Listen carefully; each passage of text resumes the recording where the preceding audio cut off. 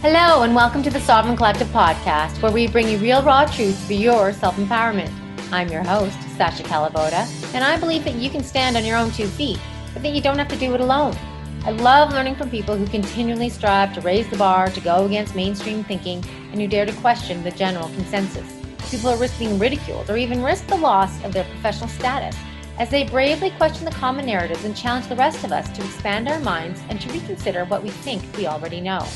Join me in learning how to take control of your health and your mind so that you can have the energy to think more clearly and the confidence to step up and take responsibility for all aspects of your life. We promise to never censor here because I believe you are strong enough to hear the real, raw truth to make up your own mind. If you like what you find here at the Sovereign Collective podcast, then please share with your friends and family.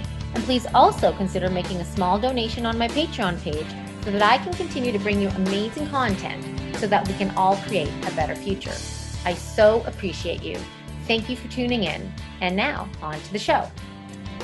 Hello, everyone. Welcome to episode number 2 of the Sovereign Collective podcast. I am Sasha Calavoda, your host, and today I am so pleased to be sitting here with the lovely, the most intelligent, the wise, and the hilarious Luka Symons, holistic nutritionist extraordinaire. Seriously, if you live in the Calgary area and you're into the health scene, you would have heard of Luka. She teaches classes, she does group sessions, she does private sessions, she does talks at events. She is amazing, she is wise, and she lives her talk. And today we're going to be doing a deep dive into the microbiome, because today in the world of Rona and our overreacting and our sanitizing and our distancing and our fear and our lack of practical information around building health, there are going to be a lot of far-reaching implications, and one of those big areas that are going to be hit is their microbiome. We are throwing out, at least I would say, a large part of the last 10 years of research around microbiome and what actually builds real health. We have totally thrown that out the window. We're spraying and sanitizing. We're destroying the microbiome of our homes, of our environments, and of ourselves. And if we don't change course, then we're going to have far-reaching implications around our physical health, our mental health, our immune health. And I don't think we want that. We've launched an all-out war on the microbiome, and we know that war never turns out well. So what do we need to do? So we're here to talk about what we can do. What is the stance that we need to take on this? I believe we need to love and embrace and nurture the microbiome and not kill the microbiome. So anyway, Luka has a history in radio, history in TV. She's got all sorts of great skills, and now her biggest skill is teaching people how to eat real food. She loves real food. She eats real foods, and she's had a lot of results in her life in changing your own health, right? With real food and that of your family as well too. And so now she's bringing that gift to everyone. Learn how to eat real food. And we'll get into some things at the end of this about what Luka's doing right now and how you could get into Luka's scene and learn from her as well. So I think that's pretty much what I wanted to talk about. I went completely off track of what I was going to say. But it's better off the cuff. It is. It's off the cuff. Here we go. So we're going to talk about that. We're going to bring in some mentors that we both learned from. I think there's some people that you listen to that I actually haven't listened to yet. So that's going to be interesting to learn as well too. Cool. And we're going to talk about embracing microbial diversity. As Dr. Zach Bush says, every time we remove or separate ourselves from nature, we move a little closer to death. And I don't think that's what we want, right? We need to build diversity and build resilience and build a robust, healthy body and mind. So with that, let's get into it. Thank you for joining me, Miss Luka. Thanks for having me. I'm excited. Yeah.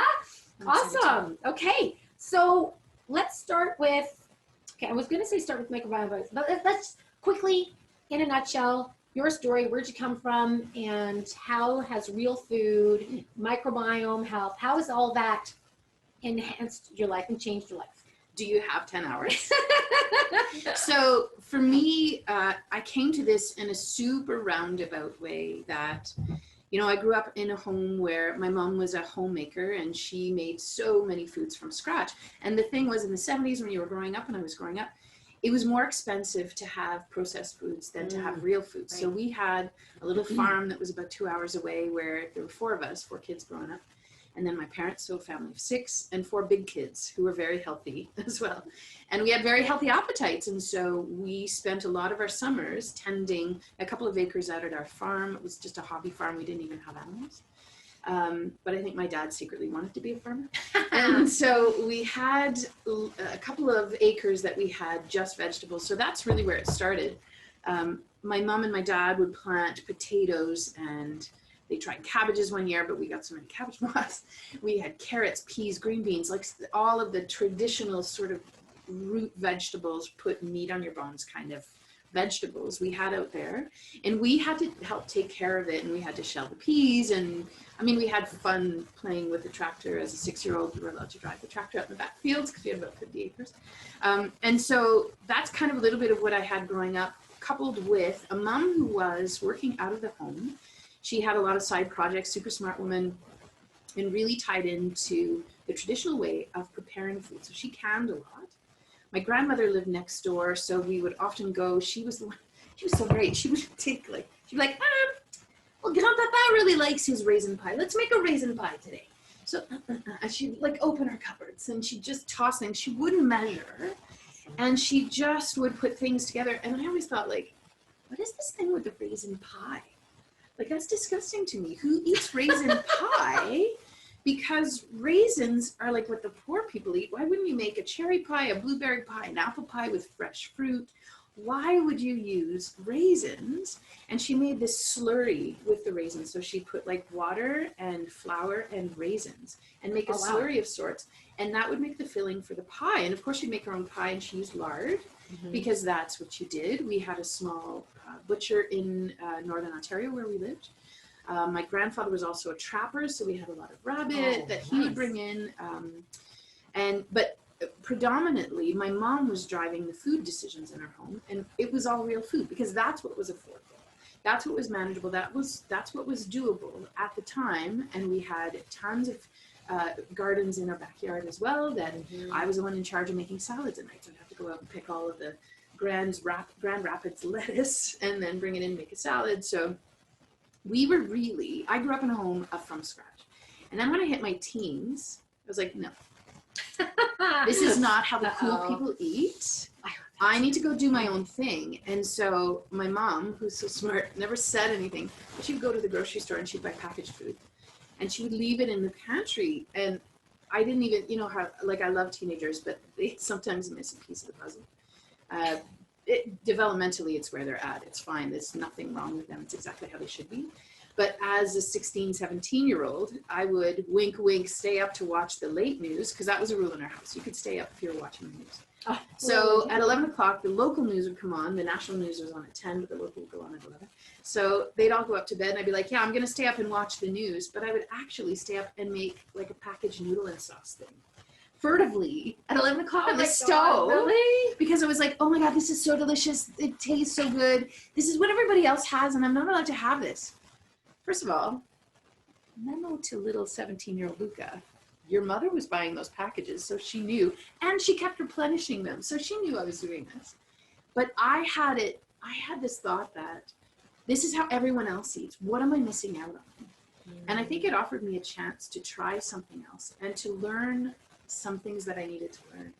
And I think the idea of packaged foods was just such this shiny, beautiful thing that made it easy, quick, super satisfying, because they have that perfect ratio of salt and fat and mouthfeel. So seductive, right? It's super seductive. So your pleasure, so crazy. So that your pleasure centers can go, oh my God, that's so good, I need it every night. And then you have to go buy it again. Oh, great. So the person who comes up with these products is able to make their livelihood. So I get it, totally get it. Except I started to have some health issues, and I had them from fairly early on, from the age of about 10 on, and there was one thing after another. So the age of 12, I had an eating disorder, actually, struggled with an anorexia. I had asthma show up at the age of 12 as well. And then at 18, I had numb hands. Wow. At the age of 19, I started to have migraines where I would black out and I wouldn't be able to see. 20, was diagnosed, 21 maybe, I was diagnosed with PTSD, OCD, bipolar depression, and there were 6 diagnoses in one day. That was really fun. In one day? Yeah. From seeing someone, talking to them for 20 minutes. I was in a crisis mode at the time. And then there were more and more diagnoses that came along. There's H. pylori at one point. There was depression, obviously, that came as part of it. Total low-grade anxiety from the age of 10 on, essentially. And I felt the world keenly. That's really how I see it, is I actually felt the world keenly. And those years were difficult to go through. But I think they were eventually what gave me the impetus and the idea to look for something different. Because you'll only take so much. For me, I could only take so much until I needed to shift something. So the age of 40, after, one thing after another, there were fertility issues, my period, I had to take 2 days out every month. Like, it just added up. But I would go to the doctor and you would get tests and, oh no, everything looks great. You're fine, right? Here, take this medication for your mood stuff. Pat on the head is just mood stuff. And that, it really felt like it wasn't the right answer for me. Oh, you're blessed. Thank goodness for Just tea. drinking a little bit of gynostamina tea here. I love tea. It's my favorite thing. So as these things started to pop up, and one thing after another, adding and adding and adding, and feeling like it was a snowball getting out of control. About the age of 40, I'd been working in the arts for about 15 years or so. And in the downturn of the economy, the arts are the first to go. Yeah. So my work very quickly dried up, and I moved to, my daughter was starting to go to school, and there was a lunch program. So I got on board to help at the lunch program, and I was the assistant to the chef there, and I learned many, many things in the kitchen. But one day we're chopping up 20 pounds of carrots, and I'm seeing us go through 4 liters of canola oil every week, and somewhere I'm thinking, I don't know that that's a good idea. Okay, I get that it has to be for the price point and for the decisions that the chef at the time had to make, and I 1,000,000% understand that, but what does that do, and what kind of impact does it have?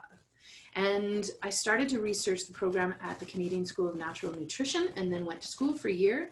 So I ended my time in the kitchen with all of these big questions on what is the food that we eat? What kind of impact does it have? And how can we look to food to be our ally? So went to school, this is a long story, went to school, graduated, thought I had all the answers, and then, so I graduated in 2014, and we barely touched the microbiome in 2014. I graduated from there in 2000 or 2001. You would not have talked about the microbiome at all. Wouldn't have talked about it at all. No, it's all new. It's all that's the brand thing. new stuff. Yeah. And it takes 19 years for the science to catch up to the educational pieces where they disseminate the science that was found. On average, it takes 19 years for discoveries to make their way into the medical establishment and the natural health establishment as well. Right. Maybe they're a bit faster. I'd like to think. I think it's faster now with the people just saying it right now online. Yeah. But to get into the text, to get all that, and to make it more mainstream. Exactly. Yeah. So having graduated from there, then I really did a deep dive into the gut and the microbiome, because those pieces I didn't learn. And it was from my own experience of having bone broth. I tried bone broth because at the time, a few years before I went to school, bone broth fermented foods, they're so great for you. They're so wonderful. Have at her. You're going to fix everything. This is like the cure-all. So I did. And I got so sick. I got so sick. I lost a pair of pants. I will save you the story because it's so mortifying. But there is a brand new carpet at a dance studio in town because of me. That's all we'll say. Is paramedic involved? Yeah, he was very cute. And I'm not dead. and your and pants and passing I out. smelled like a toilet. It was terrible. So this was from trying to bring in some of those foods that were the fix-all, right? And then I quickly, well, not quickly, but it took me a few years to realize what was at the root of that. It happens to be histamine issues. Histamine issues in my one-on-one work is actually about 80% of the work that I do with people. Histamine issues can show up when there's a series. It can be different reasons, and every person is very unique. So for me, it happened to be that the histamines that I would eat from foods I couldn't handle, and they would flood my system, and my body so very lovingly would say, I'm going to protect you against this. Move this out 2 to 3. Right. And so it would. And thank you, body, you're the best. But with, did you want to buy new pants every week? Maybe not. So I was the person who started to question, wait a second, but the fermented foods in the bone broth, like that's supposed to be the cure-all. Is it? So then it invited me to dig deeper. So all of these one thing after another that has snowballed into how my body was letting me know what was going on. I see it now as these were gifts. When you're in the midst of it, they're not gifts. They make you feel like dirt. They make you feel like you're going wild and wacky and you're not following the rules as set out by someone. You know, of course, I just graduated nutrition school, but I can't do bone broth and fermented foods. Oh, of course I can't. Okay, I'm the person, so I reinstated that story of I'm the person who can't do things according to the way they're supposed to be. No, because you have a different set of circumstances and you haven't gone deep enough yet, is how it turned out for me. It's different for each person. So through there, really understood the role of histamines and how they interact with the body and how the gut is such an integral part when histamines are an issue. And histamines, I'll tell you, show up when there's inflammation that's been going on for too long. Chronic inflammation, and that's my bag, is I deal with chronic inflammation. Right. So since it was a course that I took, a GAPS cooking class that I took in Colorado, the lovely Monica Corrado, and she was the one who opened that door of histamines. And since then, that's actually what drives everything that I do, is all histamines, inflammation, and the complexity and the complicatedness of food and how our bodies interact with food is the most fascinating thing to me. The way our bodies speak and let us know what's going on is a genuine gift. When you're in that moment, it does not feel like a gift. But to take those steps away, to calm everything down, and to look back and go, okay, hang on, what's going on? So I like to think of myself as an interpreter of what kind of signals that your body is sending, how to read the room, how your body's letting you know what's going on, and what kind of steps you can put in place. And I always come back to the same thing. It is going to the answer to everything is always going to be real food. And that's part of the issues. We moved so far away from the concept of real food. And, you know, graduating from CSNN, I really thought I knew real food, and I still had to make more changes after graduating. Like, I would buy a jar of sauce, of butter chicken sauce, thinking, oh, this is real food. Off we go to the races. Well, no, there was soybean oil in there, which is not a natural product. It's a fairly recent innovation. It is so full of things that can ramp up inflammation in the body and throw your hormones off balance.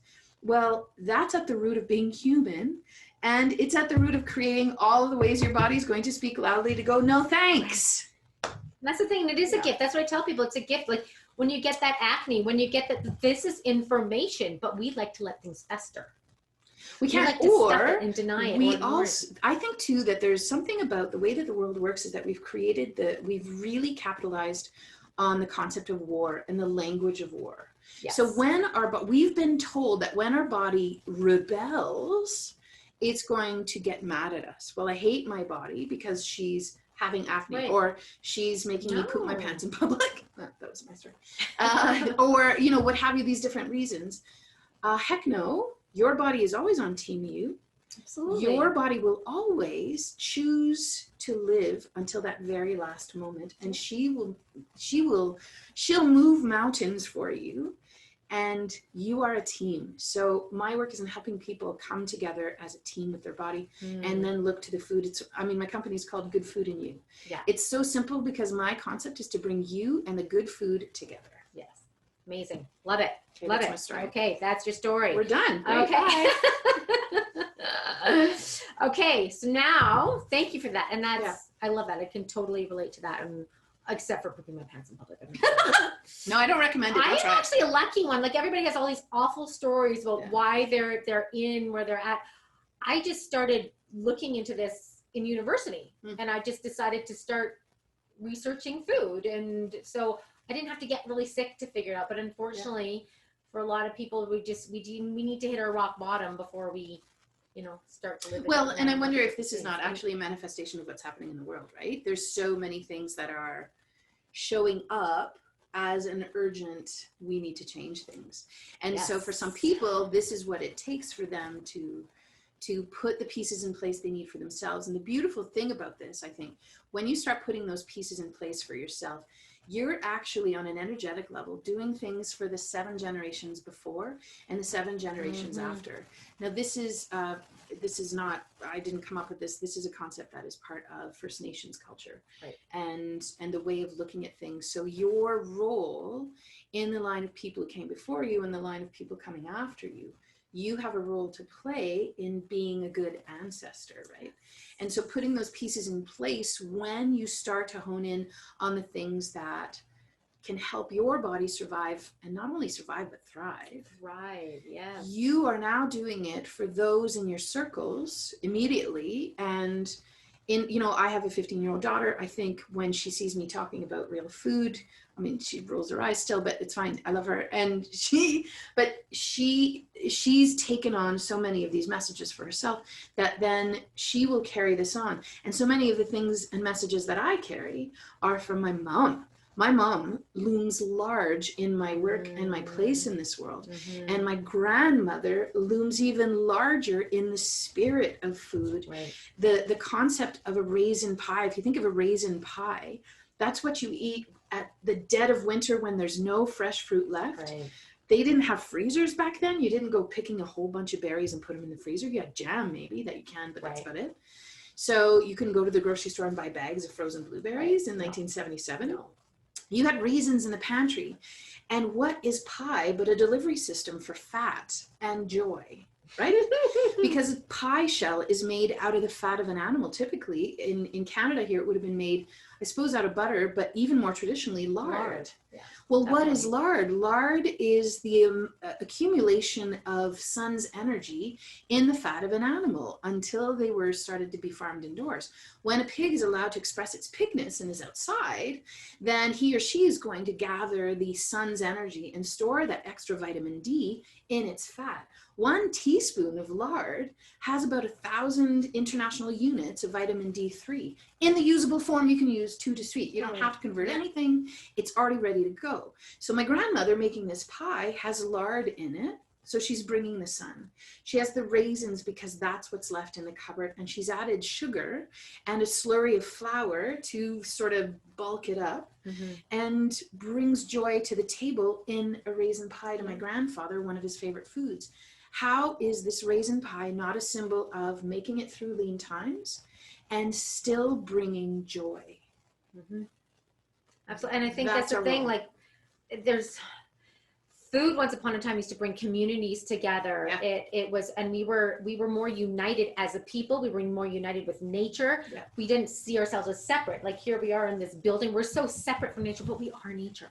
Right. And that food was part of our nature, and it was such a part of our seasonal cycles and our rhythms. And we've lost all those rhythms. We're just, and thinking about the ancestors, like I tell people, like, you are the keepers of your genes. You are not the owners of your genes. It is your responsibility to keep that gene pool thriving and strong and healthy, because what you do now prior to having your children is going to impact generations down the road. And with every generation, as we get more and more toxic, more and more poison, then we care less and less about food. It's like, well, I did this, I'm fine. It's like, well, yeah, the next generation is starting off a little worse than you did. Yeah. And then a little worse than you did. And then what? What are we It's totally tied to the microbiome too. It is. Yeah. So let's talk about the microbiome. Let's talk about that. So first of all, okay, so I really feel that the microbiome is at threat. And we know from the last 10 years of research, at least, that this is an integral part, and we are nothing without our microbiome. More of our genes are coming from microbes than they are from our own human cells, right? Like there's a diversity within us that cannot be explained by our genes because we don't have enough of them to explain that. Yeah. So the microbiome, so let's talk about what is the microbiome? How does it form? Why do we care? Why do we care? So the microbiome, we have coexisted with bacteria and virus and fungi and yeasts and protozoa and parasites, all kinds of tiny microscopic, viruses aren't alive, everything else is alive, but we have co-evolved with this swamp of life and viruses over millennia. We would not be who we are without the building blocks that the single cell organisms would have built along the way, along with bacteria, viruses, and the commingling of all of this stuff. And microbiome, to winnow it down briefly to what it is. So in your gut, so you have your microbiome essentially is that collection of small lives. That's what micro and biome means. This collection of small living organisms on your skin, inside of orifices, inside of organs, and everywhere in between. So everyone who's walking on the earth right now has 10 bacterial cells for every 1 human cell. Now, the reason you don't see the bacteria is because a human cell is about the size of a 3-story house, whereas a bacteria is the size of a pinhead. So you're not able to see the bacteria, you're not able to see the little single cell organisms that live within us because they're so tiny compared to a human cell. But you are more a bag of bacteria than you are anything else, than viruses. So this is so fascinating to me. So your microbiome is a naturally occurring thing that you have on surface, inside orifices, and inside your digestive tract. So the bacteria that lives on dry skin on your hands is very different from the bacteria that lives within the hair on your head, is very different from the bacteria that lives inside of your mouth, is very different from the bacteria that lives in your armpits, is very different from the bacteria that lives in your nether regions, your fun times, your private parts, yours. Yay, life! And so dependent on the region of your body, you have a very distinct collection of bacteria, viruses, fungi, yeast, all these guys. And they tend to resemble that of the people you're hanging out with or you're dancing with. And by dancing, I mean the so I'm so professional. So this collection of bacteria, fungi, and yeast, they all live in different areas of the body. Now, what the microbiome piece that we're really wanting to focus on today is the microbiome of the gut. Why it's such an important part is because it plays an integral role in helping to teach your immune system, these are my cells and this is other. We need to take this out of commission. Okay, immune system, we need to take this guy down. Don't touch these cells, but take this down. So the bacteria, your microbiome, actually play an active role in helping the body decipher between my cells, not my cells, take it down. So people who have autoimmune diseases have lost some capacity to identify certain cells and certain organs, you know, the autoimmunity called Hashimoto's. You start to lose, you have autoimmune issues where your immune system is actually attacking your thyroid. Things like scleroderma, then that is an autoimmune disease that can show up in the skin. There's different ones, right? And they have different ways of manifesting. That's because your immune system has lost that ability to identify those cells as yours and to sort of protect, essentially, again, with the war talk. I'm working really hard at dismantling the war talk in the way that I explain things. So I apologize as I work through it. Please work with me on it. So this microbiome piece we're talking about is from gums to bum. In Dr. Terry Willard's very brilliant analogy, from gums to bum, you have more bacteria than there are people in the world. In fact, actually, even just on your hand, there's more bacteria on your hand than there are people in the world. So just to give you a concept of But not all those people are just, what about this, so what we're doing? We're how many times a day are people sanitizing and destroying that? Yeah, which and the regulations are coming from people who I think are truly believing that they are helping protect people. Like I wanna give them that benefit of the doubt because I don't want to join in the war. You're more generous than I don't want to join in the war.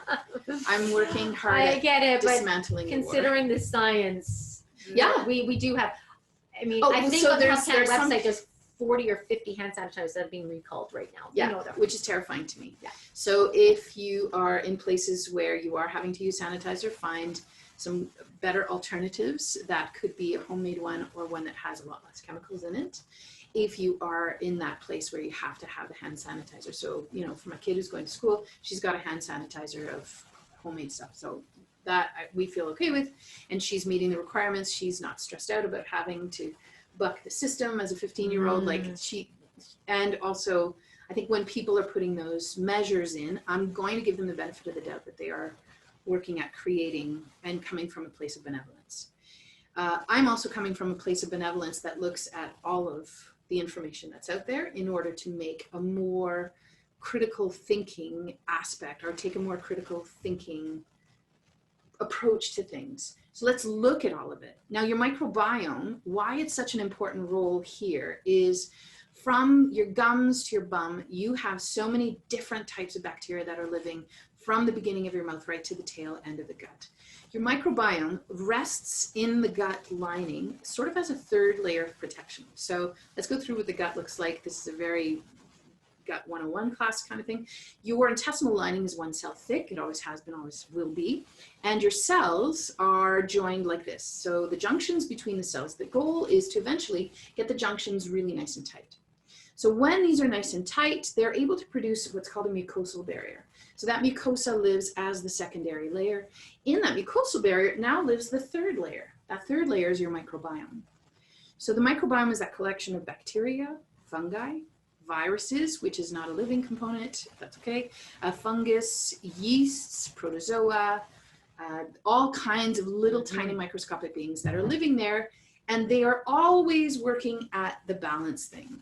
So if you study the microbiome of traditional people who have not had any outside exposure or intermingling with the change of their diet, and they're still living as a traditional way of their people, when you explore what their microbiome looks like under the microscope, the diversity is enormous.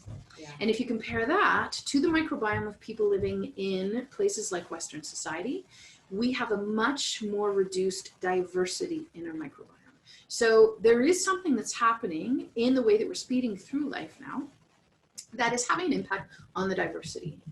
And why diversity is important is because it is that balance of there's not good guys, there's not bad guys.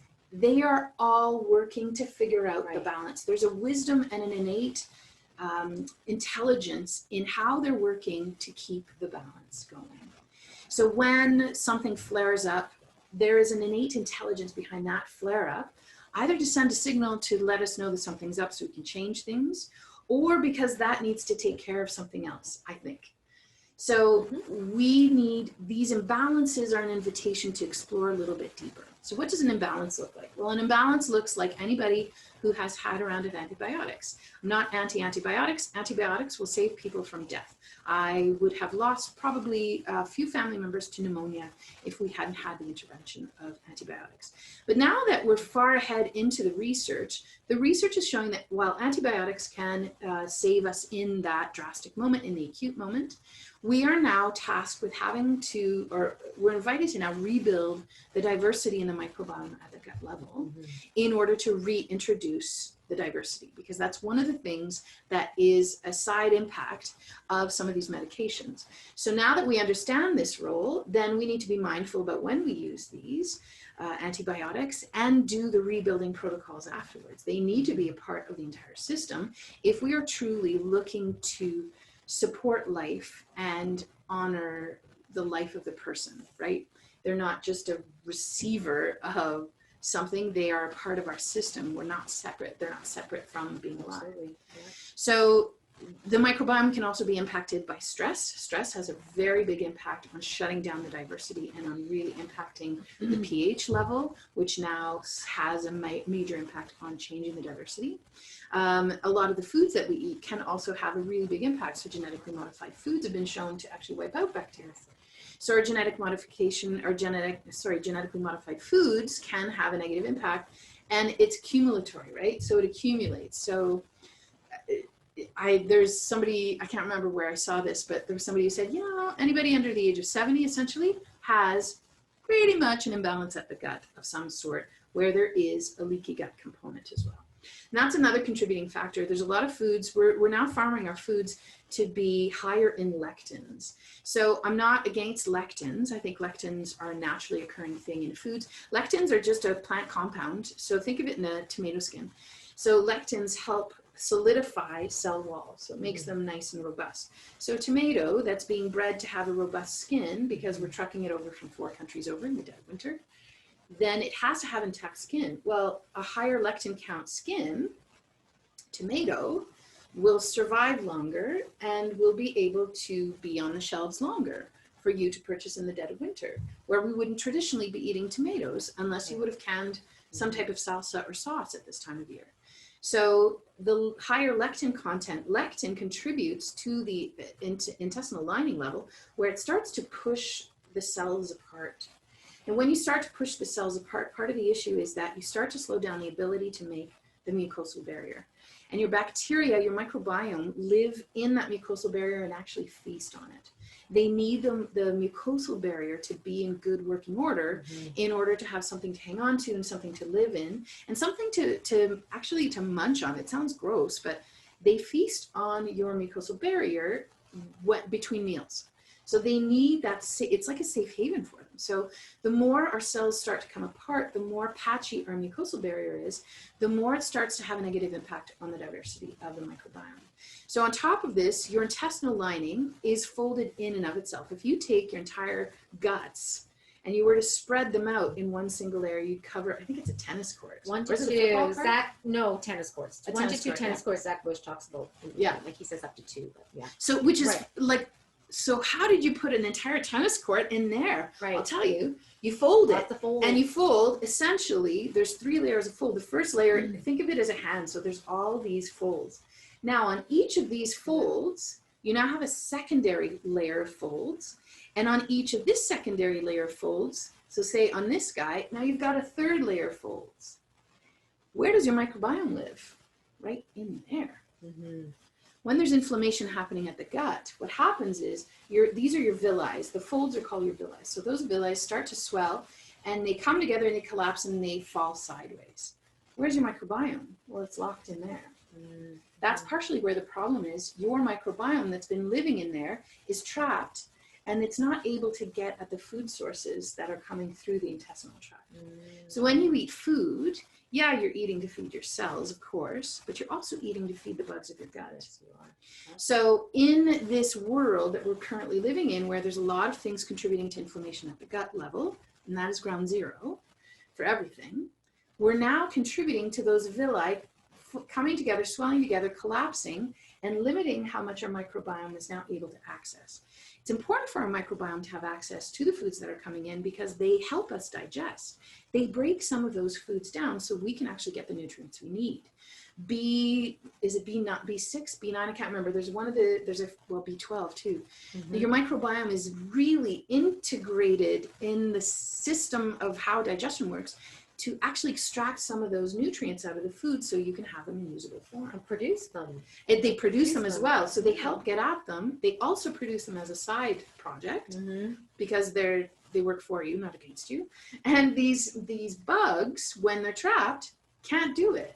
So now you're starting to impact how well you're able to get the nutrients out of the foods you're eating, and you're getting a reduced amount of nutrients that your microbiome would naturally be producing anyway. So now we're talking about nutrient deficiencies in people. And what do nutrient deficiencies mean? Well, I'll just pop a B6 pill and I'll be fine. That's not actually the way it works. When there is a nutrient deficiency, it can be, you could be eating all the right foods in the world, but if there's a problem at the gut level with assimilation, like getting the food from the intestinal lining into the body, if there's a problem there, that's one of the issues. If you have something happening at the microbiome level, now you can't extract the nutrients either, having a hard time getting them out of the food. And also you're not getting the microbiome producing these nutrients. So it's a nutrient deficiency on so many different levels that starts to snowball. Why is that important? Well, I'll tell you. So if you think of, this was Dr. Bonnie Kaplan. She's fantastic. She's somebody you could totally interview. Dr. Bonnie Kaplan. I love her. She is a PhD. She's now retired, but she's a PhD instructor at the Cummings School of Medicine here at the University of Calgary. And she has her doctorate in nutrition. And she brings light to the importance of micronutrients for mental health. And she's so well versed and she explains it in this beautiful fashion. She has this one specific slide. Okay, everybody knows the whole tryptophan thing, right? So tryptophan makes you sleep, right? The turkey at Thanksgiving, everyone eats the turkey because it's rich in tryptophan. Well, tryptophan makes everybody sleep. It's not actually tryptophan that does it. For it to make you fall asleep, tryptophan needs to convert to serotonin and then to melatonin. So for that process to go from tryptophan to serotonin to melatonin, there's a few different stages. So I'll call them recipes. So you need different nutrients to make that conversion. Some of those nutrients needed in there are nutrients that your microbiome produces. So for example, I think you need iron and zinc and B6 and magnesium and B9 in some instances, and I can't remember which one where. But she has a brilliant slide that explains it. Well, if you take B6 out of the equation, you don't have B6, you're not able to get it from your diet, you're not able to absorb it, you're not able to produce it with your microbiome at the gut level. What does this impact? Take B6 out, well, it's an ingredient in your recipe. Well, you just can't make the conversion.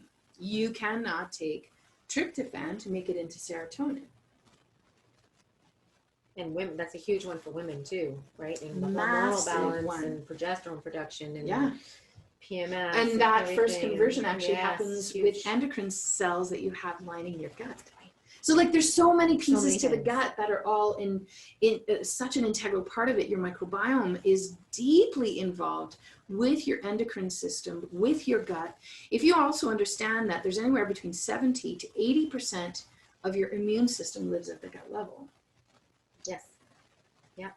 And your immune system is essentially taught by your microbiome.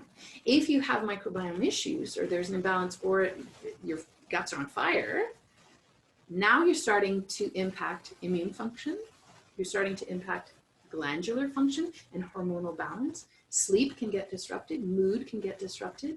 You may now have a heavier load for your liver to handle. So now you are having a hard time making thyroid hormone conversions. So now your energy and metabolism are starting to slow. You might start to see libido issues. You might start to see mood imbalances and anxiety ramp up. You may start to have histamine issues. You may start to have aches and pains in different parts of the body. And when you go to get your blood tests done, oh, everything looks normal. Yeah. It's all in your head. I'll tell you, it's actually in your, when they mean it's all in your head, they mean it's in your second brain, which is your gut. Yeah. So yeah, they're kind of right. So like really what doesn't, I don't know if anything is not impacted by that. The microbiome, we know, it's like an iceberg. You know, they say there's 1/8 up top and there's 7/8 underneath. We haven't even scraped the top surface of the 1/8. We're going to learn so much more. It's such a new and exciting place to be discovering things and being a part of that scientific community that's doing a lot of the research into the microbiome. But we really don't understand the depth of how intricately a role our microbiome plays on our brain, on our mood, on our hormones, on our stress levels, on our emotional resiliency, on our adrenals, on our skin, on our liver, on our thyroid, on our spleen, on like all like cancer. of the Even they talk about like looking at the microbiome of the breast tissue, right? And they look at the healthy breast. It's like, oh, well, there's some bacteria in there, maybe, or no, they look at the diseased breast. Yeah. It's like, oh, there's bacteria in there. It's like, oh, maybe this is a bacterial issue in breast cancer. But it turns out there's also bacteria in the healthy breast, but the predominant bacteria are different. Exactly. So it's the altered microbiome, right? So they're still there, but it's the altered microbiome. And it's not that one of them is bad. No, either. And that's the thing. We have this concept of it's war. Bad bacteria. And I hate saying good and bad. It's balance, and they all have their roles. It's about the balance. Yes. They all have their roles. Absolutely. A million percent. Yes. So the microbiome in our guts now have an influence on the microbiome in your lungs, because you have a microbiome in your lungs. They have an influence on the microbiome happening in anything that's connected to the gut. So when they say wipe front to back, because you don't want to intermix, oh, so sorry, they're intermixing anyway. Specifically. Yes. Yeah. Your bacteria in your gut is having a sway on the bacteria happening in the vaginal canal. So when the way to actually, how we get our first microbiome, it starts actually, they initially thought that babies were born sterile, and it's no longer the case. They've done some research. It's fascinating to see. There's a Microbiome Institute, I think that's what it's called, in New York City, which is doing a lot of really brilliant research. We have a Microbiome Research Institute here in Calgary as well, associated with the U of C. I think maybe it's time to go back to school and do a master's there for me. What? I don't know. No, I dream big. I plan to live a long life. So what happens is, what was I talking about? What I do. How it's formed. Oh yeah, so how your microbiome is formed, we are not born sterile. What happens is, when the baby is in utero, the placenta starts to actually develop a microbiome. And the microbiome that's found in the placenta closely mimics the microbiome of what's happening in the microbiome of mom's mouth. So whatever's happening in the mouth for mama is starting to do what we call the seeding of baby's microbiome, much like a garden. You're seeding a garden. It's a brilliant analogy. And whatever mom's got going on in her mouth is what's starting in the placenta for baby, and that's what starts to seed things for the babe in utero. Now, as you can imagine, as birth comes around, when the baby comes through the birth canal, if things are going as they should, or as Mother Nature intended, thank goodness we live in the current age that we do, where some babies who wouldn't actually make it are able to have a door put in, which was the case for my kiddo. But when the baby comes through the birth canal, what happens is they get a wash of bacteria. And they get a wash of bacteria that's naturally occurring. It's higher in lactobacillus, actually, in acidophilus, I think, in the vagina. And that is the first really big hit of bacteria that baby will get, because they're getting squished, right? So as you can imagine, all of the fluid that surrounds the baby and the mom's fun parts, those are going to make their way. They wash the baby, they get into the orifices, they get into the ears, they get into the baby's armpits, they touch the knees, they touch the privates, they get into the bump, and baby's coming very close to whatever also microbiome is happening in mom's gut that is influencing the bacteria that's just outside of the rectum as well. Everything is very closely related. So whatever mom has going on in her own microbiome is essentially what the baby inherits. And that is where the baby starts. So if mom, as you can imagine, if the mom has had any things occurring or influencing her microbiome over the course of her life, she's had 25, 30, 40 years, however, whenever you have your baby, she's had those years to develop that microbiome, and she's now passing this on to babe. So what we're starting to see, some of those impacts is that when some babies are having health issues that are very closely tied to microbiome imbalances, we're starting to see that if you go back 1 generation and 2 generations, you would see the beginning manifestation of some of these microbiome imbalances. And what happens is each generation just feels it a bit more keenly. Absolutely. And I think this is one of the things that our children are going to have to work through, is we're starting to come around to this, and so we're working at rebuilding the microbiome for women and women, people who identify as women, or I don't want to tie gender to it, but those people who are having babies. We are having to do some work to rebuild the microbiome, and everyone who's involved in the making of a baby, all body parts involved, have a sway on the microbiome. You tend to reflect the microbiome of the people you hang out with, especially your intimate partners and people that you kiss and snuggle with, or people that you have sexual intercourse with. All of the bacteria are just being swapped all the time. And so everyone involved, it's a crucial time to start to rebuild that microbiome and put the happy things in place, so that our babes who are going to be born in the future will have the good microbiome to start with and a solid foundation for life. So that's one of the things. Now, your microbiome, there's 2 parts to the microbiome. There is, I wish I would have read to remember what the names are. Is it commensal? There's commensal bacteria. I'm so French. Commensal. But your commensal bacteria, I read a lot, as you can tell. The commensal bacteria is what you get in the first 18 months of life. And that's what settles in those villi. And once you have that, you're kind of set for life. You can sway it a little bit, but they are really grabbed hold in there. I think this is not based in science, but these are where I go with thinking. Leaky gut, babies are born with leaky gut. P.S. Not a worrisome thing, because Mother Nature set it up that way to be leaky gut, so that the immune system would learn what's okay and what's not okay. So now we're dealing with people who have leaky gut at the age of 18, at the age of 45, at the age of 72, at the age of 37. And that is not what would have happened prior. This really would have only been in a baby from 0 to 18 months. And over the first 18 months with the diet, and typically it would have been through breast milk, of course. Breast milk is strategically put together by Mother Nature. It's a brilliant innovation that helps cultivate those good bacteria happening. It's a super probiotic rich product that helps to cultivate the good bacteria at the gut level, that help to knit the gut lining back together, that helps to really build a strong microbiome inside those villi. Here we are, a few generations on now, where we've had leaky gut for a couple of generations, past the moment where we should. So I think it's an adaptation. I wonder if at some point we're not going to figure out that it's an adaptation and an invitation to rebuild it and to reteach and to fortify that gut lining. I think it will always be a case of fortifying and really building robust health and integrity of the gut lining. And the microbiome is a part of it, your mucosal barrier is a part of it, and the intestinal lining is a part of it. So there's 3 pieces you need to address it. Right. And for women, also a really big thing is we're now in a few generations of women being on the pill.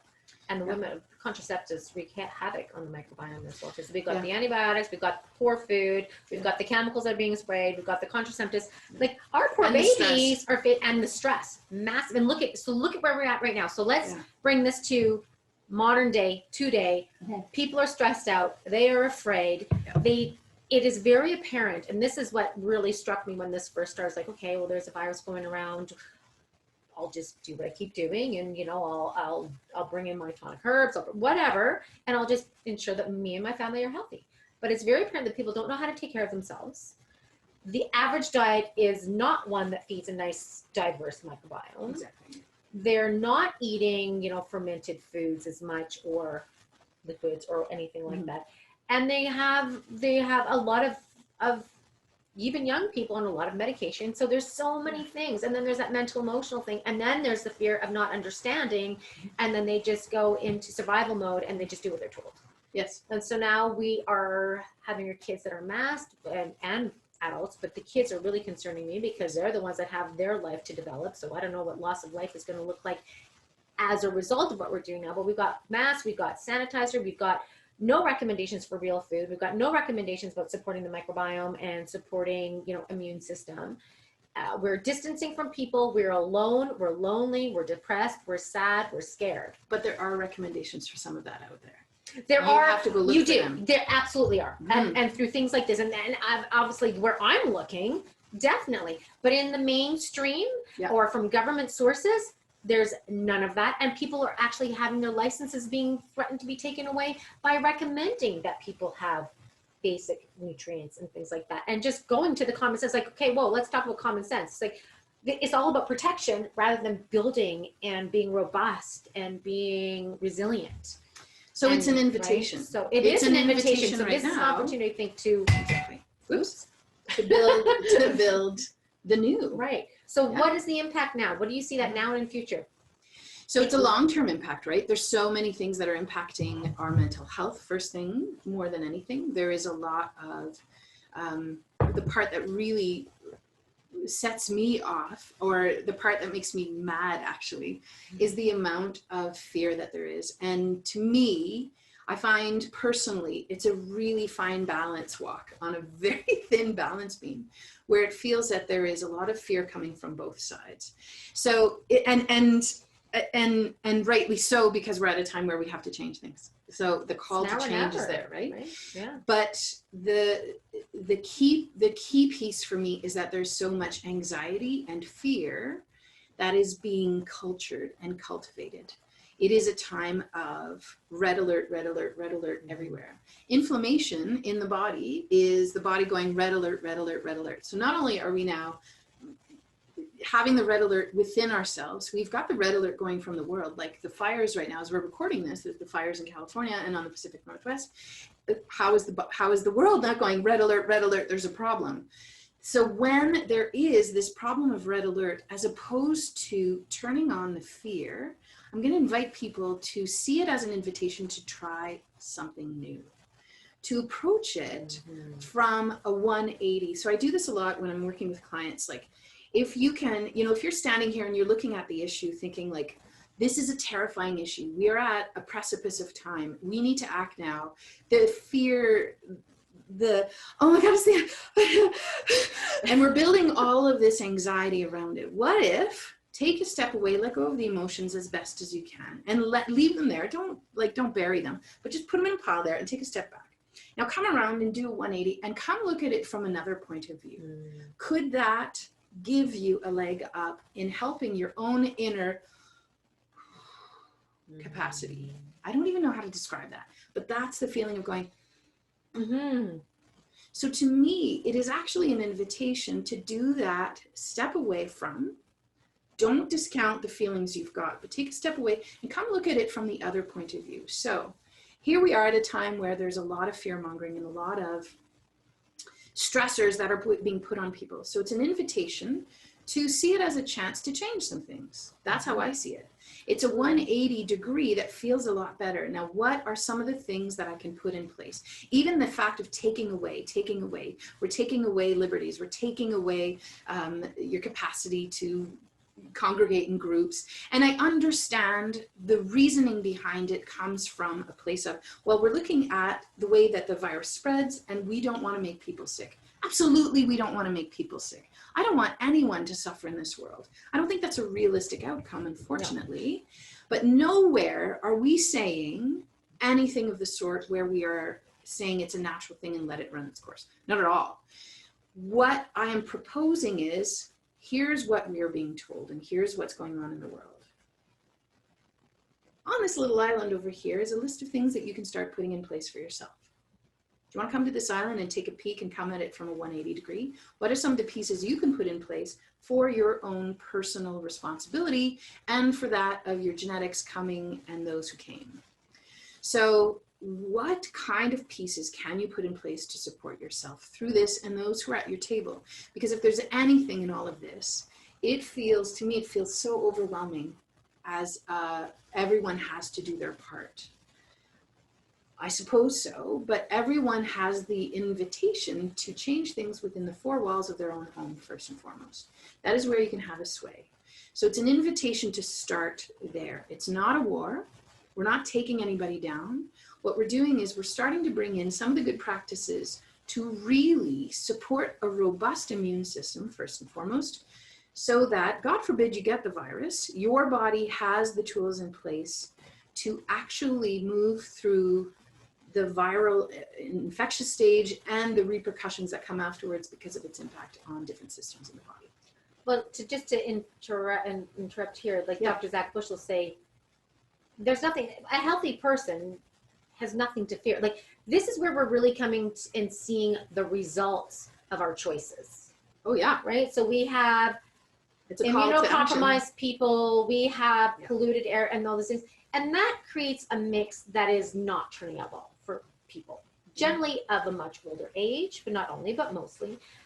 But compromised some health would say this, it's an essential. Now there's a question, is this a natural virus? Is it whatever, created in a lab? Okay, whatever. Regardless, it is proving out that most people are faring just fine. And others would say that this is an absolutely necessary upgrade to our genes. I mean, the placenta was made possible through a viral insertion. I know. Dr. Zach Bush will tell us it, right? Also, it's fascinating 50% of our DNA is due to viral insertion. We depend on viruses for life. Viruses are just a genetic material envelope that is not living, that works to come and insert into cells. Like, that's the science of it. We're not saying anything outrageous here. That's the mechanism of what a virus does. So I am about building the new, building the good, and what are those practical things that you can put in place in order to, there's the regulations that are being put forth by the general bodies of authority right now. And so with that, what are the other pieces that you can also put in place to further support your own ability to move with a bit more ease through the current times we're going through? So I have, do you want me to go through my list of 5? I got my 5 points. Go through your list, absolutely. Because I got your 5 points. Are you ready? These are your practical pieces that you can put in place. What do I do if I want to look after my microbiome? Well, understanding that your microbiome works in tandem with your immune system to support your own health and your ability to move with ease through a disease, whether it's a bacterial infection or a viral infection. How can we support our immune system to best work through something like that? There's 5 things. If you're going to be looking after your microbiome, this needs to be the biggest piece of the equation. Look after your microbiome. Well, what does it take to mine a happy microbiome? I got 5 things for you. Number 1, eat real food. There's so many people right now who are going to think like, oh yeah, whatever, I eat real food, like Doritos are real food. Okay, well, Doritos are not real food because they're manufactured by a machine somewhere. They taste delicious. They are based off of food plants. Yeah, for sure. There's corn involved in there, and there's a bunch of other things. But I would quantify that as something that your grandmother would recognize as real food. So Michael Pollan says it well. Eat real food, foods that your grandmother could read and understand what the ingredients are. That's one of the first and biggest key players and biggest needle movers ever. Eat real food. So Luka, I'm eating some great whole wheat bread that is, or even a wheat product, but it doesn't say organic on it. Is that the same as a wheat product that does say organic on it? 1,000,000% no. Yeah, so really good question. So I generalize the rules as the eat real food, but there's so many small pieces in the real food piece. Yeah. And grains, if you are consuming anything that has the potential of developing a seed, anywhere in North America it's grown here. So lentils are, beans, we're talking grains, wheat, rye, barley, millet, hemp seeds even. Anything that has the potential of building a seed that can be used in our food supply, or you could plant the seed to have a plant, has the potential to shut down your own digestion. So first things first, activating the food is going to be one of the helpers. So activating it by turning it into a sourdough loaf. So when you ferment the grains first, or if you soak them with something fermented in it, like when you're going to be cooking things like, I made some rye last night, actually. I cooked rye. So I soaked it for 24 hours, just whole rye grains in water with a little bit of apple cider vinegar for 24 hours. In that 24-hour period, you are drastically turning off the things that contribute to your cells at the intestinal lining coming apart. And you're also turning off some of the chemical compounds found in grains that steal from your own mineral stores. So in the soaking of those rye kernels that went into my delicious chicken soup last night, I turned a lot of that stuff off in order to really protect the intestinal lining. So when I say real food, that's level 400 for a lot of people. Some people need to just start by reducing going out for lunch 5 days a week to reducing it to 4 days a week and bringing a lunch from home. You get to decide how fast you want to go from your current way of eating to ways that would be supportive to your microbiome. You get to decide the pace. I have tools at the ready. Of course, I can help you, but I'll tell you, eating real food is going to be the biggest needle mover. And by real food, I mean actual food. I mean, if you want a chocolate chip cookie, if you make the chocolate chip cookie yourself, it's going to be inherently more supportive to your microbiome, whether you're using organic grains or not. I'll get into the other piece of organic grains. Yeah. That's a better step than buying something that has 82 different ingredients that have been pulverized and put together by a machine.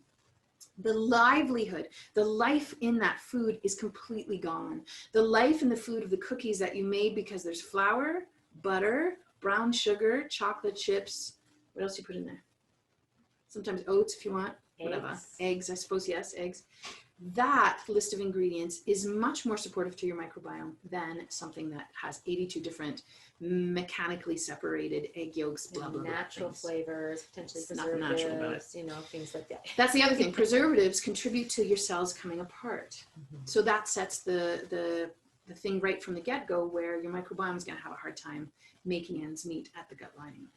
So eating real food, when we're talking about grains and beans and lentils and all of those things, another way to think about eating real food is to move on to going organic. Part of it is all of the crops that are grains grown in North America are sprayed with a product just before harvest in order to speed up the harvest of the grain and to dry them, so it desiccates them. And the idea there, it's a brilliant idea to do that because it doesn't gum up the machinery of the farmers' combines that are coming to gather all of this stuff, so the machinery can last longer and it doesn't gum up the works. It also forces all of the seeds to ripen at the same time so that you have a better yield on your product. So that's the end result of things that are sprayed with a product just before harvesting.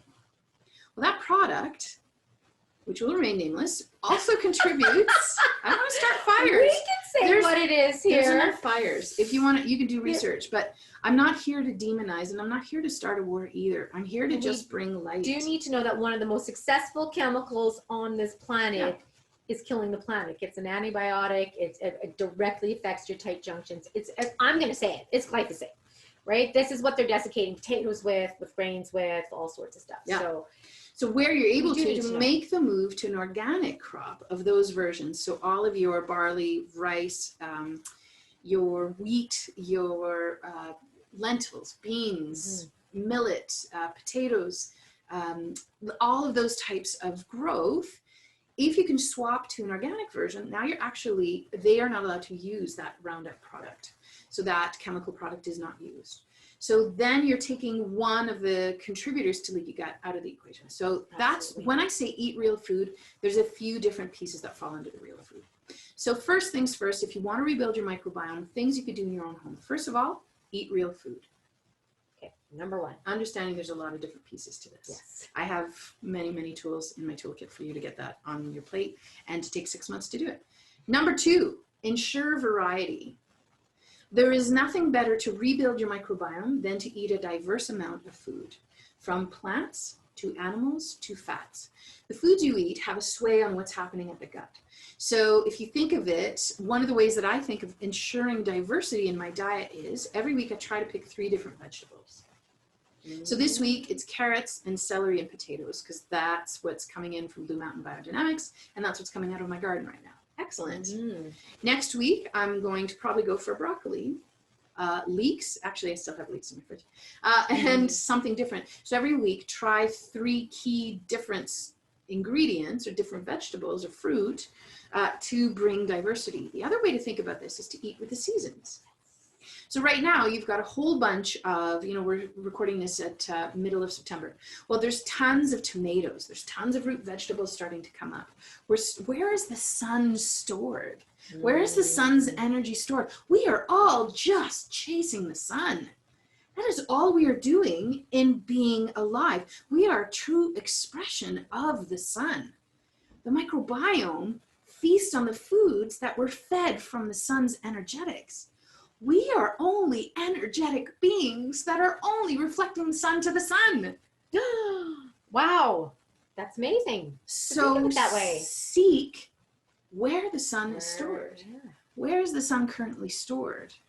So right now in September, we've got tomatoes, root vegetables, beets. Oh my God, the beets. Beets are amazing right now. The soup I made last night had potatoes and carrots from my garden with leek and celery from a farm up the road, with some rye from a farm up the road as well, and chicken from a farm up the road. Everything, and I made some stock out of chicken gizzards actually from Blue Mountain. So I was just marveling as I'm smelling it last night. I thought, this is the smell of central Alberta right now in my mouth. And it's amazing. You cannot, especially if you eat seasonally, because you haven't had those foods for a long time, right? So then you have that renewed appreciation, because you're kind of done with summer salads maybe, and it's getting cold. It's like, oh, and then this new flavor that you get to enjoy and experience and just fully immerse yourself into for this season. Right? So the whole ensuring diversity in your foods, one of those ways is to move with the season. So that's a really great invitation. The foods you want to eat in spring are very different. When the sorrel and the parsley and the chives come out of my garden, and the green onions, I am so excited. And it just feels like, give me all of the greens. That's when I'm sprouting so many things in my kitchen. I wouldn't make sprouts now. It doesn't make all the sense in the world to me. I tend to eat a lot of tomatoes at this time of year. And for me, tomatoes actually make me not feel awesome. But I can't help it because they are so delicious. So I have aches and pains in my hands for the month of August and September. And then it starts to slow down in October because I'm not eating them as much as the rest of the year goes along. Oh my goodness. So that's the other piece to it. If there's a food that's contributing to some dietary stuff for you, by eating with the seasons and switching things up every season, if it's having an impact, it's not there for very long. There's still good things. There's lycopenes in tomatoes that help to prevent cancer.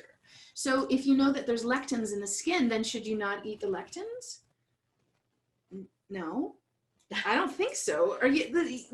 Foods have so many different plays to they have so many reasons. They are information for our body. They are nutrients for our body and our cells. They are nutrients to feed and cultivate a happy microbiome. Food is a way to bring people together. It's a way to support our community. Whatever food, when we talk about ensuring diversity, one of the other pieces too is to see if you can go for local. And I understand that this starts to make it an out of your price point thing. This is not, we need to also actively work at making real food and local food affordable and accessible to all. So I think with that demand though, as it grows, we'll have to, it'll be more available. The prices will come down because there'll be more people wanting it, right? And we got to get back to our backyard gardens too. I just love going to my backyard and picking 90% of the ingredients of what I'm going to put on my family's plate that night is coming from right there. It just makes me so happy. And there's tons of work that goes into it, but there was also a lot of intention that said, well, I'm going to prioritize planting things in my backyard. I understand there are some people who have economic barriers that are not able to grow things in the backyard, that have time barriers because they're single moms and they can't plant a garden. I get it. You don't have to build the garden if you're not capable or able to at this particular stage of life. You may be able to at another stage. So in that sense, connecting with local producers, if you think of it, there's something about a cabbage that has been grown in Alberta versus a cabbage that's grown in China. So I happen to live in Alberta. So if I'm going to make sauerkraut out of the cabbage made in Alberta, I'm going to, when you're fermenting it and making sauerkraut out of it, you're cultivating the bacteria that lives in the soil of Alberta.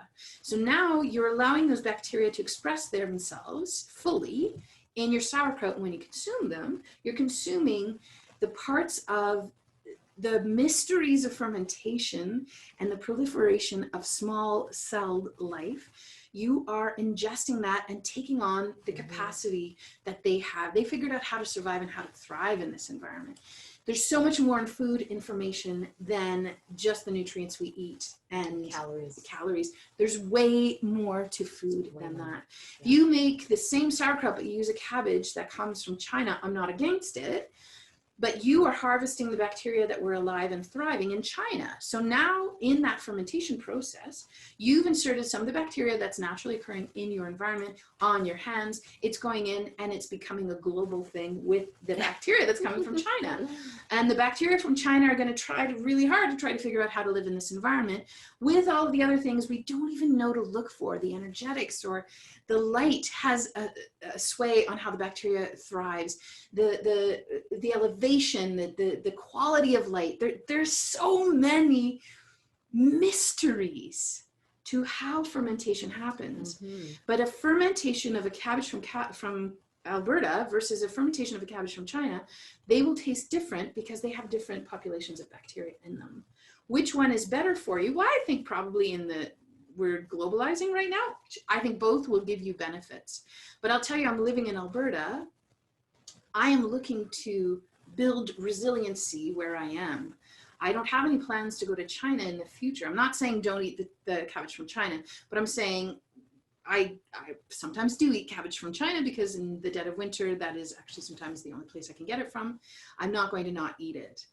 But when I'm able to, I'm going to capitalize on the foods that are coming from our local region in order to rebuild my own microbiome.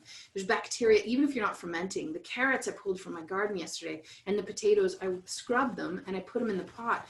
And still, when I tasted the soup, there was a taste of earth. In the cooking of the soup, there was a lot of bacteria that was left as small little pieces clinging to the carrots and the potatoes because soil is actually just bacteria predominantly. And that flavor was still in the soup. Now the bacteria were cooked out, but there's really good evidence that even cooked bacteria still bring benefits to your gut and to your microbiome. So whether you're eating raw ferments or you're cooking from local vegetables, you are starting to enhance that microbial barrier at the gut lining. So that's a really important part. So we've got 2 of the 5 so far. I talked too much. Eat real food, ensure diversity. Number 3, get outside. We talk about this all the time. Get outside, get in as many different environments as you can. There is an exchange of microbiome with the different areas. So much like the different areas on your body have different bacterial cultures. So the types of bacteria living in your armpit are very different than the bacteria living in your hair. It's the same thing on the earth. The bacteria by the river are very different than the bacteria on the prairie grassland. They're very different ones, and we interact with them through the microbiome in our lungs when we're out in our environment. So getting outside, the bacteria and the viruses that are in the air, we need to interchange with, we need to interact with. We are a part of nature. We are not separate from nature. And we need to reconnect with nature in order to really mine that microbiome. It's a completely self-serving thing to do, to get outside in nature. I'm realizing this as I'm talking about it. I'm like, it is such a self-serving thing and a self-preservation thing to go outside in different environments to interact with those microbiomes. They have a sway on your own microbiome, and they have the bacteria that's figured out how to thrive, and they're still figuring out the balance. It's an always thing, but they've figured out the balance, and in a natural way where it hasn't been disturbed, hopefully, that's now going to have a sway on your own. So getting outside, getting in rivers, swimming in different lakes and different rivers, there's a different microbiome to water. It's one of the best supporters of building a strong immune system. Getting into your garden in the dirt too, right? I never wear gloves. I always get that dirt under and the my bacteria nails. that comes out Yes. has now been traced to be supportive to reducing anxiety and balancing moods. Oh, of course it is. Ugh. So that's your third point, is to get outside. Your fourth one, if you want to build a happy microbiome, I would encourage you to get an animal. Get an animal. Animals naturally have a microbiome as well that is different from ours, that then has a sway on our own. If you think of children who live on farms and who grow up on farms, they have many different types of animals. Well, each animal will have their own microbiome going on, and that invites diversity, because you're interacting with these animals through breathing, through being in that environment, and those animals are exchanging bacteria with you, and we are building a balance ourselves with our animals. So if you're able to get an animal, that's one of the ways. Borrow your neighbor's dog. Go visit horses. Go, if you have a friend who has a farm, or you know somebody you get your farm produce from, connect with them to see if you can come spend a day. Sometimes farms will do that, sometimes they don't. It's dependent upon the farm, so contact them. But getting an animal into your regular rotation is one of the best microbiome builders. Now, the fifth and final part, you can do number 1 through 4 if you want, but if there is a degree of stress more in your life, it shuts down all the good work you're doing. Unfortunately, stress and fear, anxiety, emotional, the veil is thin where you feel the world keenly. That has a big dampening effect on your own immune system and on your own gut health, more than anything else in the world. So before you do any of steps 1 through 4, you really need to actively create a safe space. So safe space means reducing the stress, reducing the emotional stressors, reducing the go, go, go attitude you've got, reducing the need to do all of the things. My favorite way to turn this around feels really negative, saying reduce this, do this. It's like your to-do list is getting long, and that just adds to my stress. Instead, take a step away, leave the pile of emotions there, walk around, come back, and say this instead. This is from one of my favorite people, Monica Corrado. She says, bless it and get on with it. So we need to bless it and get on with it. When you're able to do that, you're able to create the new. So this is, I think, the call right now is to create the new, to build what we want to see, to be a participant, to be a part of. Don't separate. Don't make it a different us versus them. There's no war. If there was a war, humans wouldn't be here. If viruses, bacteria were at war with us, we would not be here. It's not a war. It is a question of balance. It has always been a question of balance, and the balance requires us to be a part of it. A balance requires us to be intentional about it. A balance requires us to create the safe space. The grown-ups we are waiting for, I often lament, where are the grown-ups? Where are the grown-ups? The grown-ups we are waiting for are us. Where are the elders? We are what we were waiting for. So create the safe, bless it and get on with it. And then start with real food. Start making sure there's a diversity in it. Get outside and get that puppy. Everybody's gotten puppies these days. There's puppies everywhere right now. There was a shortage of puppies.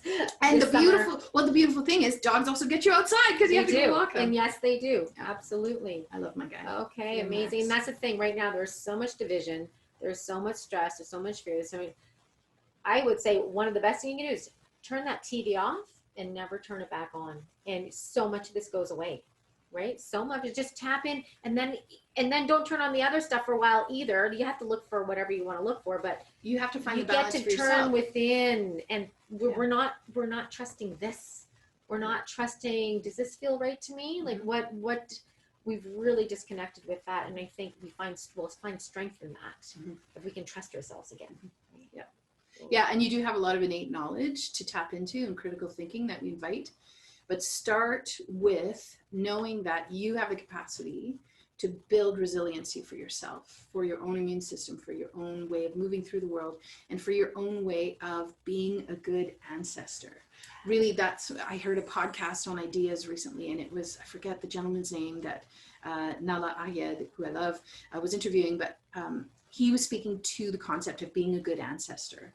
And he starts it with, it was one of those podcasts that made me go, oh, that's the guiding light I want. And he starts with, we need to build compassion for people we don't even know are going to exist at some point. So being a good ancestor means I imagine my daughter having a daughter. And then I can imagine a granddaughter. And then I imagine my granddaughter as a grandmother, as 95 years old, sitting in her wheelchair where her new great-grandchild is put on her lap.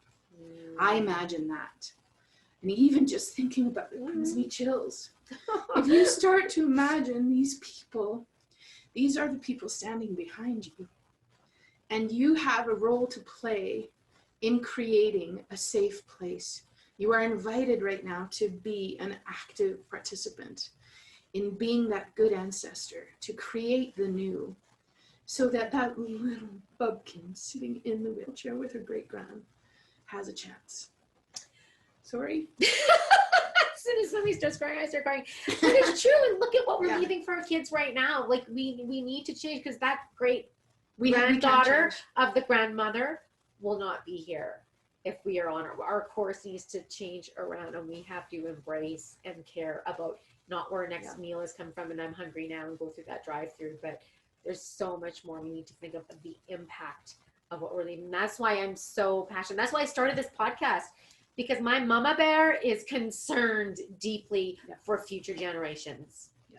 And I don't understand how more of us don't see that bigger picture. So I think we feel it on a deep level, and I wonder if that is contributing to the paralysis a little bit. That can feel paralyzing, because I certainly felt that myself, but it's also an opportunity. There is hope. There is so much capacity, but we have to participate in it. We do. We can't wait for it to show up. Yes, we do. So however you're able to participate, I encourage you to figure out what you can do within the four walls of your own home. That's where we need to start, and that's where we can have the greatest impact in terms of our own microbiome health, supporting our own immunity in order to build that resiliency to protect those 7 generations standing behind you. I often have that image of I'm holding their hands out, and I have 7 women behind me, and I have my mom and my grandmother in front of me. And you're not separate. We are not separate. You're part of a chain. What can you do today to be a good ancestor? That's where I leave it. I love it. I love it. Great place to leave it. Deep thoughts with Luka Symons here. Definitely. This is what is your role in that chain? And when you're at the end of your life, what is the legacy that you've left behind? And will you look back on it and say, I did everything I could, and I'm proud of myself? And it's a daily choice. It's really a daily choice. And on those days where it feels too heavy and too hard to move on, you need to bless it and get on with it and give yourself time. And then tomorrow you try again. It's not about being perfect. It's not about being perfect. No, perfect invites stress. Of course, no. Absolutely it does. Anywhere you can let go of stress and go, this is good. And you are enough. You are enough. You're good enough. And that's good, and that's enough. Thanks. Thank you. Thanks for having me. Thank you. I hope you guys enjoyed this. I have lots to digest here. Maybe you're going to want to look at it again. Thank you, Luka. So Luka, quickly. Yeah. Once this airs, you're going to be already into your fall season Eating with the Seasons, which I'm assisting Luka with that one on the back end, moderating that for her. Yeah. So she has programs, so we can find, where can we learn about all the things that you have to offer? Everything is up on my website, lukasymmons.com. I've just moved to doing a weekly newsletter in order to compile some really good, solid resources and practical tips that you can put in place for yourself. And it's delivered on Fridays. The first one's coming out this week. I used to do it once a month, but now it's every week. I'm moving a little bit away from the social media aspect of things, more because I want people to feel they're able to get good information directly delivered to them once a week, so they don't have to go fishing around and finding things during the week. So I pick a topic every month. There's free content in that newsletter. That's the great first place to start.